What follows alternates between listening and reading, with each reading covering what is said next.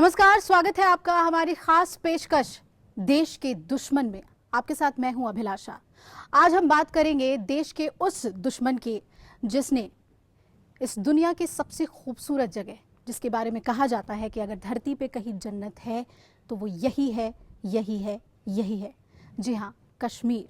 जम्मू कश्मीर भारत का सिरमौर, लेकिन अलगाववाद के जहर ने उसे डसा है।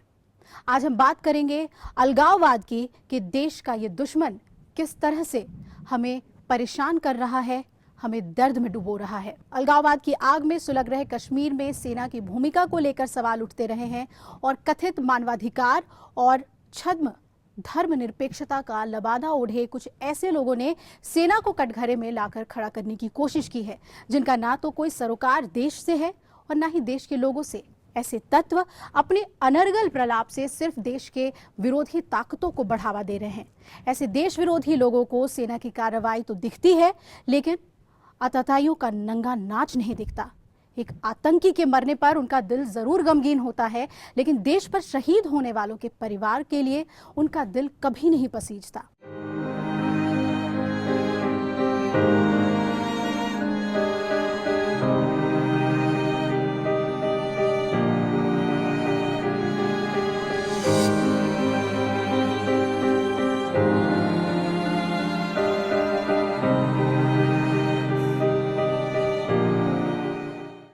तो देश के अलगाववाद से जुड़े ये लोग किस तरह से हमारे दुश्मन हैं, इस पर हम विस्तार से चर्चा करेंगे। स्टूडियो में हमारे साथ खास मेहमान जुड़ रहे हैं। एंटी टेररिस्ट फेडरेशन के अध्यक्ष MS बिट्टा हमारे साथ जुड़ रहे हैं, जो विस्तार से हमें बताएंगे कि कितना बड़ा मसला है ये और अलगाववाद से जुड़े हुए लोग कहाँ कहाँ देश के लिए दुश्मन के तौर पे काम करते हैं, विदेशी ताकतों से हाथ मिलाते हैं और रहते हमारे देश में हैं। दूसरी तरफ रिपब्लिकन हिंदू कोalition अमेरिका के अध्यक्ष शलभ कुमार हमारे बीच में हैं। उनसे भी हम समझने की कोशिश करेंगे कि इस तरह के सेपरेटिस्ट को लेकर ग्लोबली लोगों की क्या सोच है। अगर US की बात करें तो वो इसे कैसे लेते हैं और दुनिया भर में क्या भारत के इन दुश्मनों को लेकर भी चर्चा है, क्या भारत को इन्हें बेहद गंभीरता से लेने की ज़रूरत है, उनकी राय इस पर जानेंगे। हमारे साथ रिटायर्ड कर्नल दानवीर सिंह हैं। कई किताबें उन्होंने लिखी है सेना से जुड़ी हुई और ख़ुद गैलेंट्री रहे हैं, बेहतर तरीके से जानते हैं कि सेना के चैलेंजेस क्या हैं और अगर घर में बैठे अपने ही लोग दुश्मन बन जाएं तो उनसे जूझना बेहद मुश्किल होता है। अगर सीमा पार से गोली चले तो उन्हें फेस करना आसान है, उन्हें मार गिराना आसान है, लेकिन अपने ही लोग जब ऐसी बातें करते हैं जो दिल को चोट पहुंचाए तो उनसे जूझना बेहद मुश्किल है। ऑडियंस भी हमारे बीच मौजूद हैं, कई वाजिब सवाल वो भी पूछेंगे और देश के ये दुश्मन को वो किस तरह से लेते हैं, उनसे उनका दिल कितना दुखता है, ये उनसे हम जानने की कोशिश करेंगे। भारत की स्वतंत्रता के समय राजा हरि सिंह जम्मू कश्मीर के शासक थे, जो अपनी सियासत को स्वतंत्र राज्य के तौर पर रखना चाहते थे। शेख अब्दुल्ला के नेतृत्व में मुस्लिम कॉन्फ्रेंस, जो बाद में नेशनल कॉन्फ्रेंस बनी, कश्मीर की मुख्य राजनीतिक पार्टी थी। कश्मीरी पंडित शेख अब्दुल्ला और राज्य के ज़्यादातर मुस्लिम कश्मीर का भारत में ही विलय चाहते थे, क्योंकि भारत धर्मनिरपेक्ष था। लेकिन पाकिस्तान को यह बर्दाश्त नहीं था कि कोई मुस्लिम बहुमत प्रांत भारत में रहे। इसकी वजह से उसके 2 राष्ट्र सिद्धांत को ठेस लगती थी। लिहाजा 1947-48 में पाकिस्तान ने कबाइलों और अपनी सेना से कश्मीर में आक्रमण करवाया और काफी हिस्सा हथिया लिया। उस समय प्रधानमंत्री जवाहरलाल नेहरू ने मोहम्मद अली जिन्ना से विवाद जनमत संग्रह से इसे सुलझाने की पेशकश की थी कि रेफरेंडम के जरिए जाना जाए, समझा जाए कि वहां की आवाम क्या चाहती है, जिसे जिन्ना ने उस समय ठुकरा दिया था। अब बेशक पाकिस्तान इस मसले को बार बार उठाता है, क्योंकि उनके अपने सैनिक कार्रवाई पर अब उन्हें भरोसा है और दूसरी तरफ महाराजा हरि सिंह ने शेख अब्दुल्ला की सहमति से भारत में कुछ शर्तों के तहत विलय कर दिया। लेकिन पाकिस्तान को ये बात नागवार गुजरी और उसने कश्मीर में अलगाववाद को बढ़ावा देना शुरू कर दिया। देश में मौजूद कुछ जयचंदों ने पाकिस्तान की इसमें मदद की और कश्मीर को आतंकवाद की आग में झुलसने के लिए झोंक दिया। देखिए इस रिपोर्ट में किस तरह।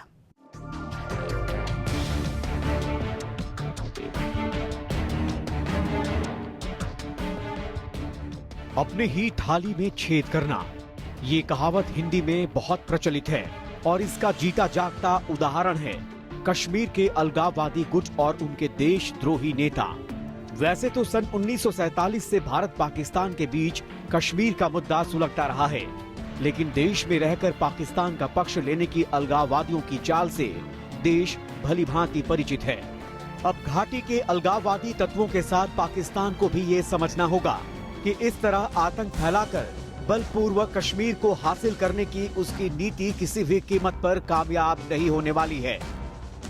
कश्मीर घाटी में मौजूद पाकिस्तान के चंद चमचों और देश के दुश्मन अलगाववादी नेताओं की हैसियत इतनी नहीं है कि वो जम्मू कश्मीर की 1 इंच जमीन को भी भारत से अलग कर सकें। लेकिन चंद नोट के टुकड़ों के लिए अपना ईमान बेच देने की अलगाववादी नेताओं की वजह से पाकिस्तान को धरती का स्वर्ग कहे जाने वाले कश्मीर में तबाही मचाने का मौका मिल जाता है। बात बात पर सेना पर उंगली उठाने वाले चंद मानवाधिकार के ठेकेदारों को भी ये दिखाई नहीं पड़ता कि कैसे हजारों की संख्या में ईंट पत्थरों की बरसात के बीच सेना के जवान न सिर्फ पूरी मुस्तैदी से डटे रहते हैं, बल्कि आखिरी वक्त तक संयम बरतते हैं। हाथों में बंदूक होने के बाद भी ये जवान आखिर क्यों अलगाववादियों के हाथों पत्थर खाने के मजबूर हैं? क्या इसका जवाब धर्मनिरपेक्षता और मानवाधिकारों के तथाकथित ठेकेदारों के पास है? जब कोई आतंकी मारा जाता है तो इनकी आंखों में दर्द के आंसू छलक उठते हैं, लेकिन जब देश का जवान इन आतंकियों के हाथों शहीद होता है तो इनके अंदर का इंसान कहां मर जाता है? देश से प्यार करने वालों और देश को तोड़ने का सपना देखने वालों के बीच यही सबसे बड़ा फर्क है। आनंद सिंह, एपीएन।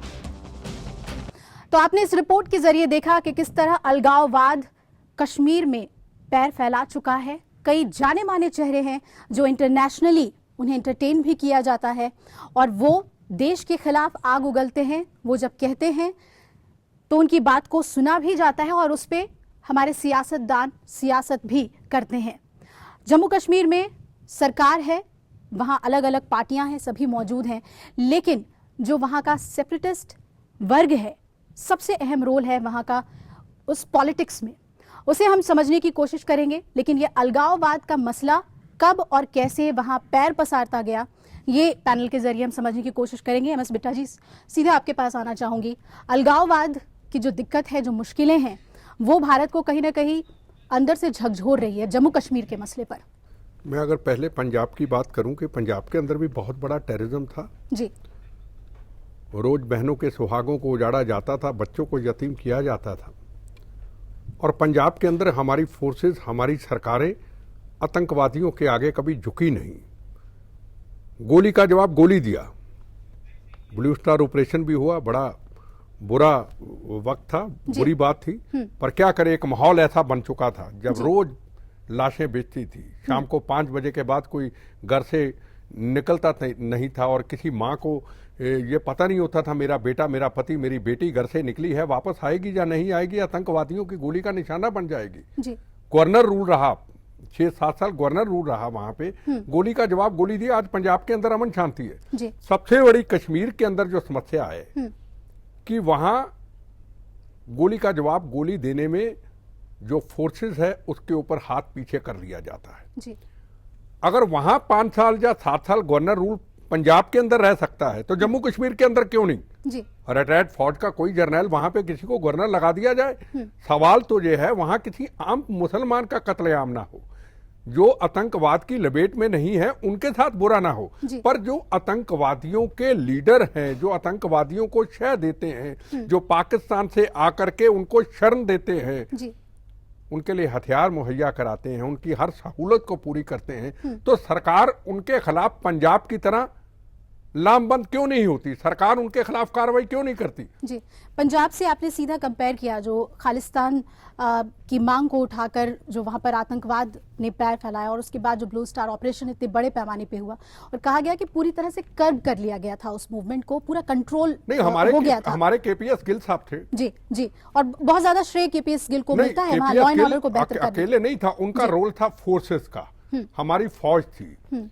पॉलिटिकल पार्टियां उस वक्त की, कांग्रेस, बीजेपी, सीपीएम, सीपीआई, आरएसएस जी, सारी अकाली दल का कुछ हिस्सा, हमने जब सारी पॉलिटिकल पार्टियों ने जो सोच लिया हमें कुर्सी नहीं चाहिए, हमें सत्ता नहीं चाहिए, हमें पंजाब हिंदुस्तान से टूटने नहीं देना है, पंजाब हिंदुस्तान का हिस्सा है, यहाँ हमने खालिस्तान नहीं देना है, हम जिंदा रहे या मरे, एक पॉलिटिकल पार्टी नहीं, अकेला एमएस बिट्टा नहीं, सारी पॉलिटिकल पार्टियों ने इकट्ठे होकर जब फैसला कर लिया हमें वोट जी। सत्ता नहीं चाहिए। आप देखो पंजाब में अमन शांति आया, तो वहां हमें जीत मिली। पर जी जम्मू कश्मीर के अंदर सबसे बड़ी समस्या है, जी। बड़ी प्लानिंग के साथ कश्मीरी पंडितों को वहां से हटा लिया गया। जी और अब ये कहते हैं कि कश्मीरी पंडितों को वहां बुलाएंगे। मैं बार बार कहता हूं कोई कश्मीरी पंडित वहां ना जाए। जी 2 महीने 4 महीने ठीक रहेगा, उसके बाद ये आएंगे थड़ थड़ करके गोलियों की बुछार करेंगे, जी। 100 की लाशें बिछा देंगे, फिर वापस आएंगे, फिर मुआवजा देंगे। सवाल सबसे बड़ा ये है, अगर आपने पंजाब के अंदर टेररिज्म को ठीक किया तो कश्मीर के अंदर कर सकते हैं। कश्मीर फौज के हवाले कर दें, बिल्कुल। पॉलिटिकल पार्टियों की कमेटी बनाई जाए। जी बिल्कुल, देश की सीमा पाकिस्तान से पंजाब की भी लगती है और जम्मू कश्मीर की भी लगती है, लेकिन घुसपैठ आज भी वहां का सबसे बड़ा मसला है। और जो अलगाववाद के लोग हैं वो कैसे पाकिस्तान से जुड़े हुए हैं, ये भी किसी से छुपी हुई बात नहीं है। मैं सीधा आपसे जानना चाहूंगी जनरल सिंह की, पूरी तरह से अगर इस मसले को हम देखें तो वहाँ की सेना के लिए कितना मुश्किल है, जो वहाँ पे आर्मी डिप्लॉयड होती है, वहाँ के सेपरेटिस्ट लोगों से उन जूझना कितना मुश्किल होता है, कितनी दिक्कतें वो सेना के लिए वहाँ खड़ी करते हैं? देखिए, जब ये मुहिम चली, जिसको कश्मीरी मुसलमान लोग जो कहते हैं कि तहरीक जब से चली और तब सेना को उधर लेके आया गया, तब हालात बहुत गंभीर था। और ऐसा कहा जाता था, हम लोग मजाक में कहा करते थे कि कश्मीर में किसी भी पत्थर को हटाओगे तो उसके नीचे एक आतंकवादी मिलेगा। जी जी जी। इतनी ज्यादा तादाद थी, इतनी भारी मात्रा में AK-47, RPG और दुनिया भर के हथियार और असले वहां पे मौजूद थे, बहुत ज्यादा। भारतीय सेना ने काफी कुर्बानियां देते हुए स्थिति को, माहौल को एक लेवल पे लेके आए जहां पे पॉलिटिकल पार्टीज को एक सांस लेने का मौका मिला। जो फारूक अब्दुल्ला और जो उनके साहबजादे हैं, जो आजकल बातें करते हैं, ट्वीट करते हैं, एक जमाना था जब इनके घर की प्रोटेक्शन हम लोग दिया करते थे। इनको घर से निकलने के लिए ये हम लोगों को याद करते, तब हम लोग इनको घर से बाहर निकाल के, फारूक अब्दुल्ला साहब गोल्फ खेलने के बहुत शौकीन थे, तो गोल्फ कोर्स नहीं जा सकते थे भारतीय सेना की प्रोटेक्शन के बगैर। जी जी। और जब इनकी रैलियां वगैरह होती थी, जब ये करने की कोशिश करते थे, तो हम लोग सिविल कपड़ों में जाके और उस एरिया को सैनिटाइज करते थे। आज ये लोग बात करते हैं कि ऑटोनॉमी होनी चाहिए और ये होना चाहिए और वो होना चाहिए, सॉफ्ट सेपरेटिज्म की बात करते हैं। ये माहौल वहां पर ये माहौल हो गया, जबकि एक समय था कि बिल्कुल सब कुछ नॉर्मल सा लगने लग गया था। और इस पूरे खेल में बिट्टा साहब ने इसको पंजाब से कंपेयर कर दिया। पंजाब में जो रिलीजियस फैक्टर था वो एक, उसकी ओरिएंटेशन एक अलग थी। जम्मू कश्मीर में जो रिलीजियस फैक्टर है उसकी ओरिएंटेशन बिल्कुल अलग है। मुस्लिम प्रेडोमिनेंट स्टेट है। जो वहाबी मुस्लिम आइडियोलॉजी का अच्छा प्रोपेगेंडा किया है पाकिस्तान ने, और वो काफी सीप इन कर गया है। जो कश्मीरियत थी, जो सेक्युलरवाद का प्रतीक था, उसको पूरी तरह नष्ट कर दिया गया है।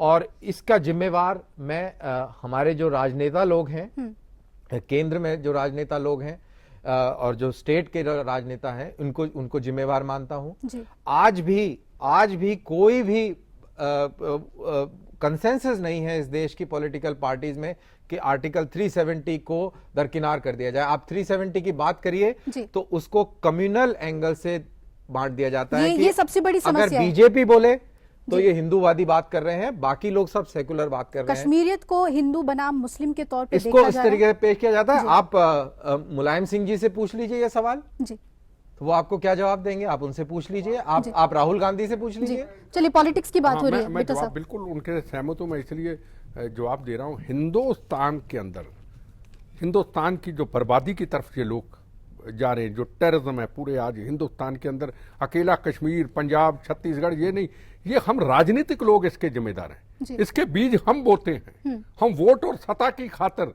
हम किसी लिमिट तक चले जाते हैं। को हिंदू का नारा देता है, को मुसलमान का, को ईसाई का, को सिख का नारा देता है। मैंने नहीं तो क्या ये पॉलिटिकल पार्टीज जो सेपरेटिस्ट हैं उनका इस्तेमाल करती है? मेरी बात सुनिए जी, मैं एक पॉलिटिशियन हूँ, मैं बचपन से पॉलिटिक्स की है, आज भी, पर विचारधारा को आजाद रखता हूँ। मेरे लिए मेरी भारत माँ पहले है, मेरे लिए पॉलिटिक्स पहले नहीं। You are from US. I would like to know from you that as you advise to, there are so many forums where you give your advices. How you see the whole situation over here?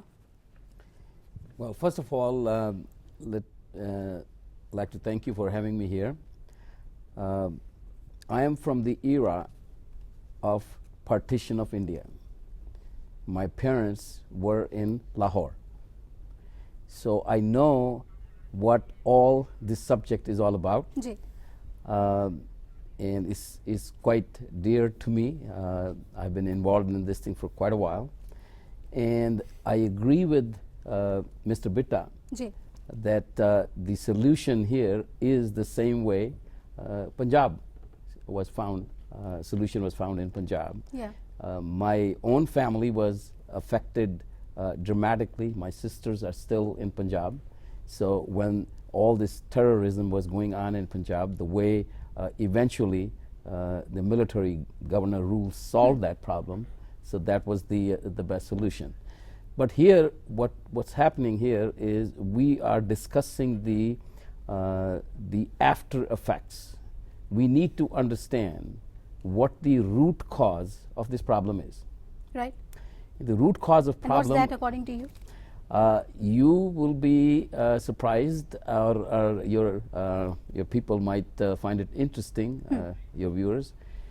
A wise man said that the root cause of the problem is money. You have to chase the money, then you find what the problem is. You might remember when the previous BJP Prime Minister was here, Atal Bihari Vajpayee, ji and then Nawaz Sharif was the Prime Minister of Pakistan. yeah So these two gentlemen actually went on a task secretly to solve the Jammu Kashmir problem once for all. There was a book written on it. There was a Pakistani American who was enrolled in this project. He desperately tried to solve this problem once for all for almost 2 years, and he gave up. 6 years after that, he wrote a book, his memoirs. And basically what he said, nothing he could do, both leaders, Nawaz Sharif as well as Atal Bihari Vajpayee, they will come to an agreement on something, and what will happen is, all of a sudden, Nawaz Sharif will change his mind.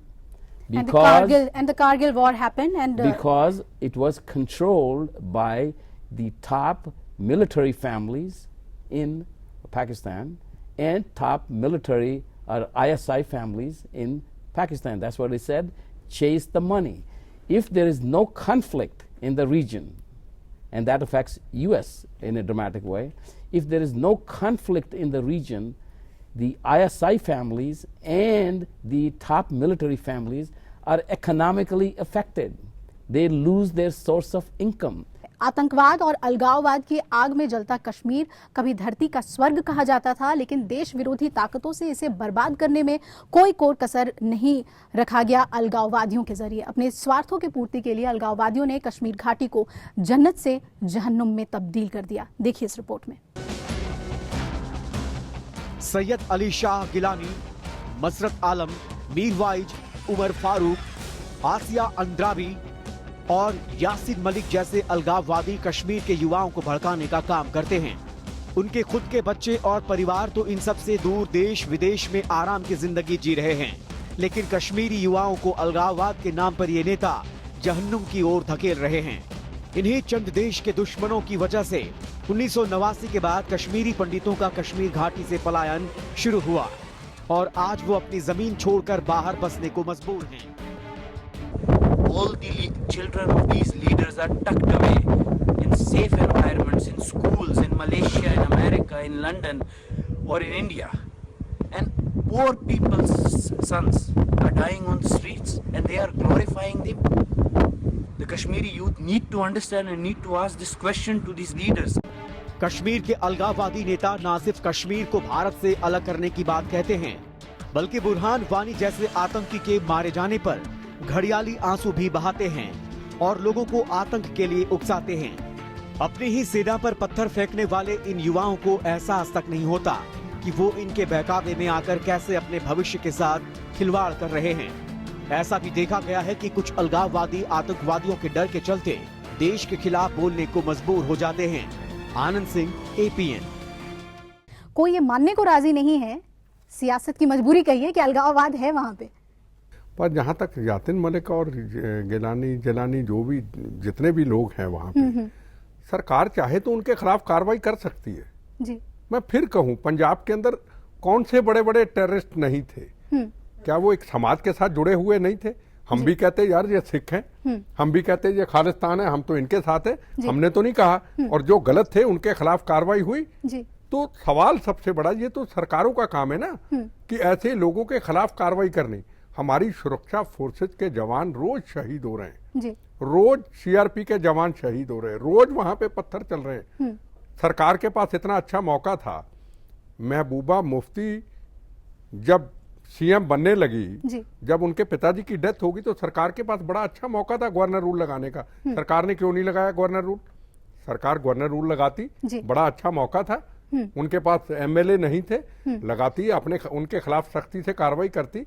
तो सरकारों की कहीं ना कहीं vote bank सतह की राजनीति आती है। यहाँ तक यातिन मलिक जैसे आतंकवादियों का सवाल है, ये कोई इतने बड़े आतंकवादी इनको बनाया जा रहा है, इतने बड़े आतंकवादी नहीं है। सरकार इनके खिलाफ कल कार्रवाई करे, परसों ये ठीक हो जाएंगे। अब यहाँ बड़े बड़े चैनलों पे आके जब उनको वक्त दिया जाता है, बड़ी बड़े ऐसे चैनलों के अंदर खुल के वो विचार रखते हैं, भारत माता की जय नहीं बोलते हैं, वंदे मातरम नहीं बोलते हैं।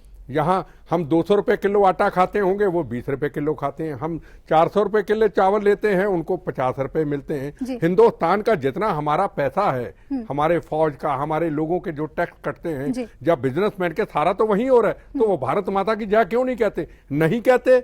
आतंकवादियों की मदद करते तो सरकार उनके खिलाफ कार्रवाई करे। सरकार के पास कानून है, सरकार हर कदम उठा सकती है। कहीं ना कहीं सरकारों की तरफ से कमजोरी तो है। गोली का जवाब गोली वहां दिया जाए, खुला हाथ दिया जाए। अब मौका तो कहीं ना कहीं हम लोग देते हैं, पॉलिटिकल पार्टियों के लोग देते हैं। जैसे आपने फारूक अब्दुल्ला के बारे में उन्होंने बात की, उनके बेटे के बारे में बात की। अब देखिए, जब बाढ़ आई कश्मीर के अंदर तो सेना ने ही उनको बचाया। सेना ने ही अपनी 1 महीने की सैलरी जो थी वो कश्मीर के लोगों को दे दिया। उसने उस वक्त सेना ने ये नहीं कहा कि ये हमें पत्थर मारते थे, ये हमें गोली चलाते थे। उन्होंने इंसानियत का सबूत दिया। आज सेना के ऊपर गोलियां चल रही, आज सेना के ऊपर पत्थर चल रहे। क्या वो वक्त भूल गए? अगर हिंदुस्तान की सेना उस वक्त सामने ना आती तो पूरा कश्मीर साफ था, पूरा कश्मीर था। सेना ने अपने कर्तव्य को निभाया। वो वक्त तो वो अलगवादी नेता भूल गए। सरकारों को चाहिए सख्ती से कार्रवाई करे, पूरा देश उनके साथ है। पर साथ जितनी हिंदुस्तान की पॉलिटिकल पार्टियां हैं, पार्लियामेंट चल रहा है, एक मंच पे इकट्ठी होकर करें पंजाब की तरह कि नरेंद्र मोदी जी हम आपके साथ हैं, इनके खिलाफ सख्ती से कार्रवाई करो। अरे पॉलिटिकल पार्टियां अगर कार्रवाई होती तो दूसरी पॉलिटिकल पार्टियां कहती हैं वहां मुसलमान भाइयों के साथ ज्यादती हो रही है। अरे मुसलमान भाइयों के कौन खिलाफ है? सरकार खिलाफ है, पॉलिटिकल पार्टियां खिलाफ है। हिंदुस्तान की जनता जो हमारे बेगुनाहों का खून करते हैं, जो जवानों को शहीद करते हैं, जो ISI के नारे लगाते हैं, जो पाकिस्तान जिंदाबाद के नारे लगाते हैं, उनके साथ हिंदुस्तान के लोगों के, हिंदुस्तान के पॉलिटिकल पार्टियों से दुश्मन। जिस सेना के खिलाफ देश विरोधी ताकतें और अलगाववादी कश्मीर के लोगों को खड़ा करने की नाकाम कोशिश कर रहे हैं, उन्हें यह मालूम होना चाहिए कि यही वो फौज है जो संकट के समय बंदूक छोड़कर उन्हें बचाने के लिए दौड़ पड़ती है। सेना सिर्फ सीमा पर देश के लिए सुरक्षा के लिए तैनात नहीं होती, बल्कि कश्मीर के लोगों की जिंदगी बेहतर बनाने और उनके बच्चों का भविष्य संवारने के लिए भी दिन रात मेहनत करती है।